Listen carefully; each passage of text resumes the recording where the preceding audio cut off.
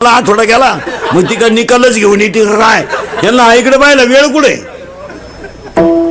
यांना वेळ कुठे यांच्या घरात पुरी अशा जन्माला आल्यात का त्यांना नवरा देखणा पाहिजे गोरा पाहिजे चांगला पाहिजे त्याला भाऊ नसला पाहिजे त्यानं पगार माझ्या ताब्यात दिला पाहिजे आणि मी खर्चले किती हे विचारलं नाही पाहिजे असा पोरगा तर पुरीला पाहिजे त्यानं त्याचे आईबाप हाणले पाहिजे आणि माझं गाचपान सांभाळलं पाहिजे किती वाईट परिस्थिती झाली महाराज लोक फक्त कडक कपडे घालतात नाही तर म्हाताऱ्या माणसांच्या बाबतीत घरातली परिस्थिती एकदम भयानक आहे तुमचं काय मत आहे हे फक्त तुम्हाला बंगले थोडे मोठे दिसतात व कडक कपडे घालतात लोक आणि पाहुणे आल्यावर थोडेसे भारी भारी बोलतात म्हणजे आपल्याला वाटतं ही माणसं सज्जन आहे लय नालायक अहो महाराज यांच्या घरी जर पाहुणीला पुरीला पाहिला पाहुणे आले ना महाराज बोलू नये मला दम निघत नाही मी घरून निघतानाच ठरतो आज वाईट बोलत नाही पण मला कळ नाही निघत महाराज काही माणसं अक्षरशः म्हाताऱ्यांना कोंडून घेतात पाहुणे येणार ना पुरीला रांगोळी बिंगोळी काढायची स्वयंपाक चांगला भारी करायचा पाहुण्यांना गाद्या बिद्या आणि म्हातारा कोंडून घ्यायचा आणि काय म्हणायचं माहिती का पाहुणे जाईपर्यंत उघडू नका रे हा काही बोलल तो येणार का तो कारण येणारे पाहुणे सगळे बिनबापाचे ना त्यांना बाप कुठे ते वड्याला सापडे लावला दी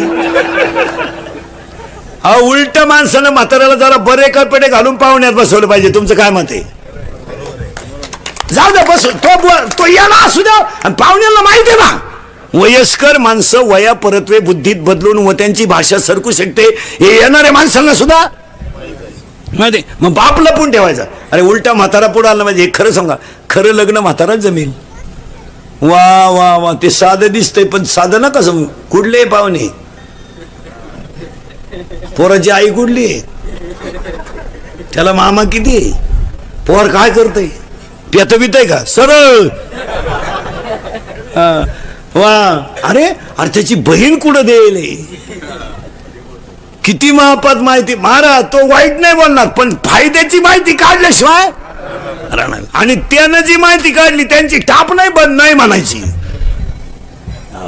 अरे अरे ते पुरीची भावजाई त्यांच्या जातीचीच आहे का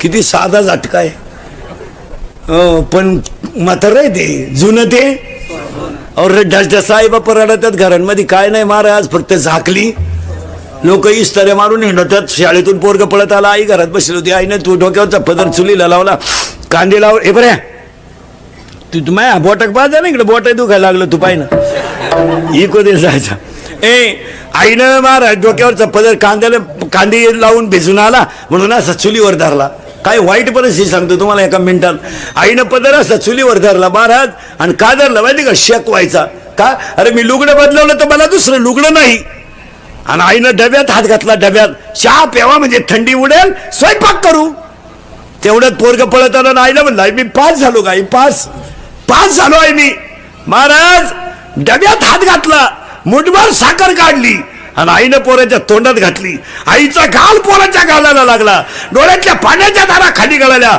बोलायची पैशात किंमत किती बोला कुत्र्याला बिस्किट घालून आई बापा कळा त्या काय कुत्र्याला बिस्किट सुना जरा नीट आहे का कीर्तनाला आलेल्या सुना हा जरा भान ठेवा भान तू काय 7-8 ताटल्या 2-4 थांबे इकडे घेऊन आली म्हणजे ज्या गिरणारी घेऊन आली काय 4-4 गुरुवार करतीन सासरा उपाशी मारी ती आणि इकडे बचत गटात भाषण जोडी ती म्हणजे लय शहाणी झाली तू 4 दिवस झाले सासऱ्याला आंघोळ नाही त्याच्या बगलात कुशिड्या झाल्यात आणि इकडे उद्योपानाला भजी काढी ती जरा सावध व्हा सासू सासऱ्याची इस्टेट आणि एक धनात ठेवा सुना तुम्ही त्यांचा किती छळ केला एक दिवस तुमच्यावरती वेळ आहे हे विसरू नका हा तुम्हाला वाटतं बा आमचा नवरा आमच्या ताब्यात आहे थोडा काळ येतोय बी तुमचा नवरा जे आज तुमच्या अंडर आहे ना ते भंगार ते त्याचा पोऱ्या त्याला हानीत नाही तवर मग तो आमच्या ताब्यात येणार चालला त्याच्या पोऱ्यानं त्याला रेटावला का आमच्याकडे येणे करी फेट आलाच झालाच बाबा झालाच टाळ करी मग हा सगळा माल कोणाकडे येतो हा लई दिवस नाही चालत पोऱ्याची पोरग नुसतं आईला पण नाही मी पास नाही झालो आई नोकरीला लागलो मी नोकरीला काय वाटलं असेल होत्या आईला काय केलं माहिती ते आईनं शर्टच काढला पोराचा शर्ट. गरीब आई. आणि एक ध्यानात ठेवा, गरिबीला कधी लाजू नये, कधीच लाजू नये. जे आहे ते प्रारब्धात आहे. हा माझ्या अंगात शर्ट आहे, फाटला तरी माझा, काय लाजायचं काम आहे त्याला. आणि माणसं गरिबी झाकण्यासाठी कर्ज करतात. गरिबी ती गरिबी. जुना म्हातारा पूर्वी बँकेत पैसे काढायला जायचं तरी धोत्राला गाठणी देऊन जात होता.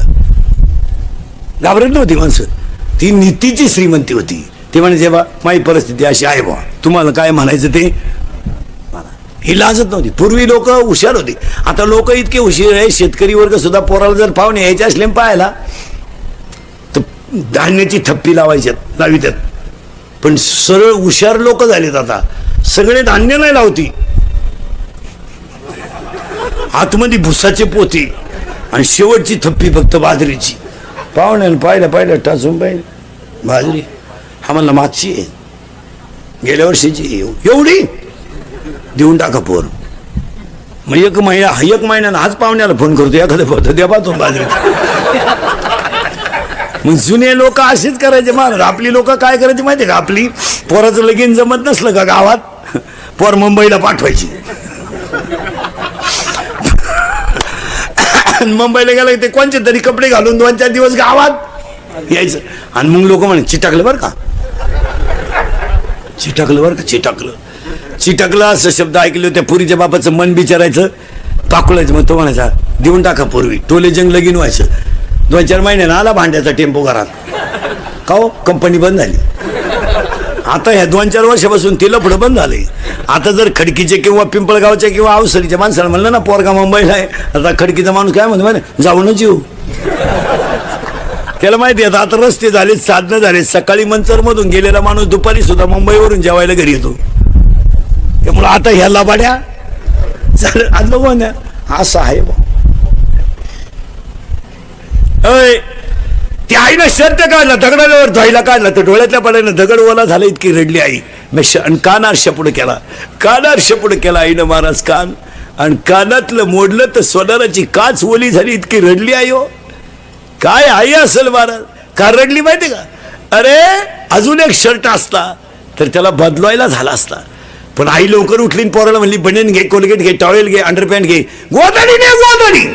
गोदडीने काय भोळेपणात प्रेम राहत महाराज. गोदडीने पोरग म्हणलं गोदडी. थंडी वाजल रे तुला. काय महाराज, मुलगा किती वयाचा झाला याचा विचार कधी केला आहे ना. तुला थंडी वाजेल रे. मग असं कर, आईनंच गुणीत गोदडी घालायची. खेड्यातलं स्टँड म्हणजे बाबळीचं झाड. गुणीत गोदडी घालून बाबळी खाली उभी. एसटी आली, एसटीतून 5-6 माणसं उतरली.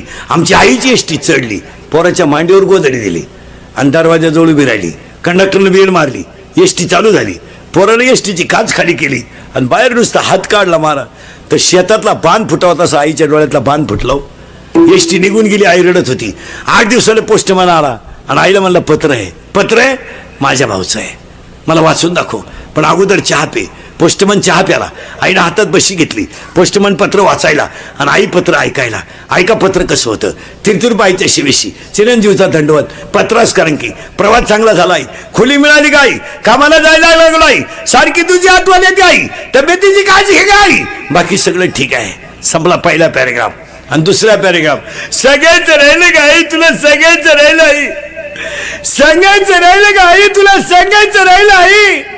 मी रस्त्याने येत असताना गाडी एका ठिकाणी जेवायला थांबली आई, आणि गाडीतली माणसं रस्त्याच्या कडेला जेवायला बसली ना आई, तो बांधून दिलेली भाकरी आई मी सोडून पाहिली का, पण तो माझ्यासाठी बनवलेली चटणी तव्यावर तशीच राहिली का आई, तुम्हाला चटणीच दिली नाही. आईच्या डोळ्यातल्या पाण्याच्या धारा बशीत पडाव्यात. आणि पोस्टमने पुढे पत्र वाचावं, पगार झाल्यावर येईल, येताना तुला चांगली वस्तू घेऊन येईल, तुझाच खाली सई. आईच्या डोळ्यातल्या पाण्याच्या धारा पत्रावर पडाव्यात, शाईची अक्षरं विरघळून जावीत, आणि पोस्टमननं आईला म्हणावं सुखी आहे ना मुलगा, मग का रडता, खळकन हसावं, पदर डोळ्याला लावावा, आणि काय म्हणावं माहितीये का, अरे सुखी म्हणून रडत नाही रे, नोकरीला लागलाय तरी मला सुखी राहायला सांगतो रे, याला आई म्हणतात. घरात माणसं राहणार नाहीत हे घडणार आहे. 50% कीर्तनातल्या महिलांना नातवाला हात लावायचा अधिकार नाहीये आज. आपल्या खेड्यात. हो, म्हातारी काल्याच्या कीर्तनाला गेली आणि बुंदी घेऊन आली तर